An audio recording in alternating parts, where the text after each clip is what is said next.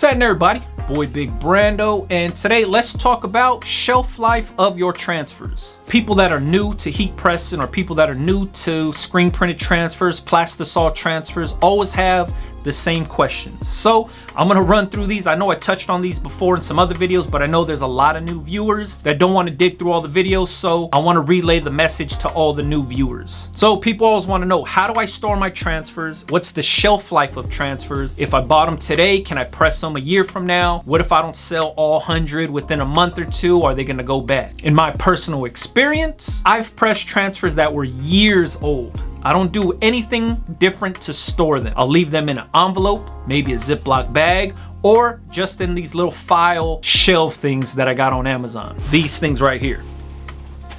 These are all transfers inside of here. See, it's like a, I don't know, like a little metal fence type of thing.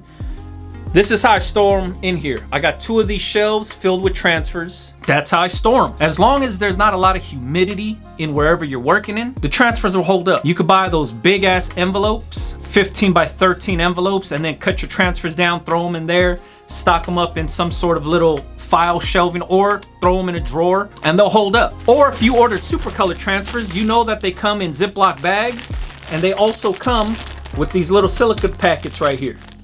Keeps the moisture out, keeps them nice and fresh, and they hold up. Like I said, I've pressed transfers that were years old, and this is just how I stored them, just like this.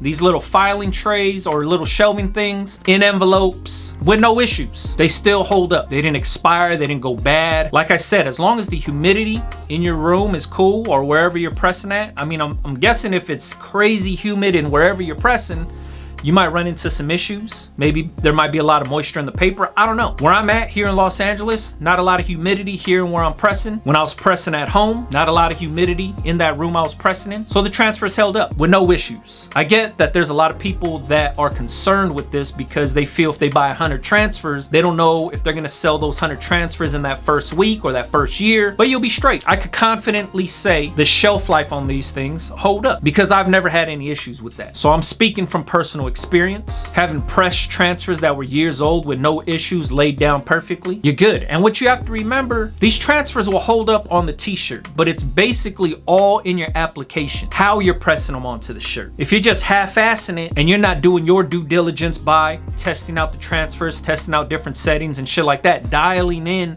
the settings for your heat press, then you might run into issues. You know what I mean? As business owners, brand owners, as the person creating the shirt, you have to do your part by testing out what's the best settings for your own heat press. We might have the same exact heat press. We might both have the Signature Series, Signature Pro, Craft Pro, whatever it is. The settings that work for myself may or may not work for you. And you're probably thinking like, but we got the same press. I'm gonna use the same settings that you use. The settings that work for myself are for my heat press that's in this space. Our heat presses might have been calibrated at different times. They might have been made at different times. Our pressure settings might be different. Your heating element might heat up way faster than it does mine, or vice versa. So you gotta remember, you have to dial in your settings that work for you. Whenever I get transfers from any company, I'll go based off of their recommended settings first. If it says 10 seconds, 330 degrees, medium pressure, I'll start there. I'll put those same exact settings that work for them on there. And then I'll crank it up a little bit. Make my pressure a little bit more heavy, press a little hotter, maybe a little longer, press that. Then I'll try out a different setting, and then a different setting, and then I'll wash that t-shirt. So I know exactly what I'm offering my customers. I'll know exactly how to lay down these certain transfers. That's why ordering samples is such a huge deal. A lot of people get very, very excited about pressing and making shirts and getting money that they forget to do the necessary steps for their own self so they could save money, save time, and they're just going based off of what I say on YouTube, what somebody else might say on YouTube, and like, all right, cool, I found me a company, I'm gonna order these transfers, I'm gonna be getting money just like the person on YouTube. But if you don't dial in your own personal settings to get the best press possible, you're gonna run into issues. And that's not my fault, that's not the other YouTuber's fault, it's just your fault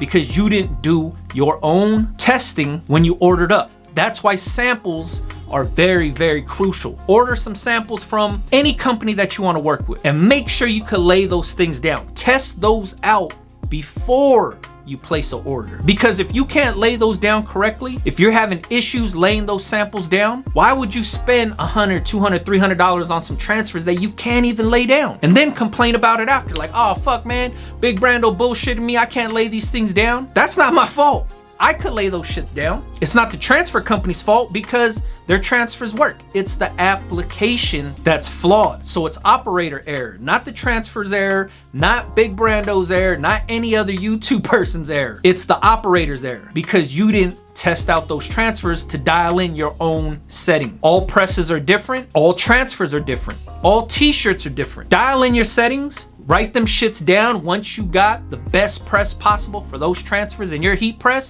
write them down. And then now whenever you use those transfers, you just be like, oh shit, all right, when I press these Supacolor transfers, I need to be at this heat for this long. My pressure needs to be at this. This is how I need to peel them off. And then if you're like, oh shit, well, when I'm using Transfer Express, I need to be at this heat, this pressure setting, this duration time. I need to peel it like this. That way you have a better idea switching between transfers, switching between t-shirts and hoodies or different types of t-shirts, different materials, cotton poly blends, full polyester, 100% cotton. All of that shit makes a big difference. You know what I mean? So remember, storage of transfers, throw them in some envelopes, get some big ass Ziploc bags, put them on these little shelves. However you want to store them, you're good to go. Make sure it's just not crazy humid in your workroom. On top of that, these little desiccant packs or silica packs, silica gel little things, you get them when you buy new sneakers, shit like that. Get you some of those, throw them in the envelopes also. This is just gonna make sure that the moisture stays out of there and they stay as fresh as possible. But like I said, I've kept them on these little shelves for years with no issues, but that's because there's no humidity in this room. And when you're ordering transfers, make sure you order samples first. That's why I released the sample pack. I want people to test these transfers out before they place their order to make sure they can lay them down. In my sample packs, I give the recommended settings that the company says works for them, and then I give my own personal settings on what works for me. So that way you have a gauge on what to test out, and then you make your minor adjustments from there. So remember, save your time, save your money, order the samples first. Make sure you can lay these things down before you place that big order. All right? Hopefully this video helps somebody out. If you got any questions, leave it in the comments or follow me on Instagram, Big Brando TV.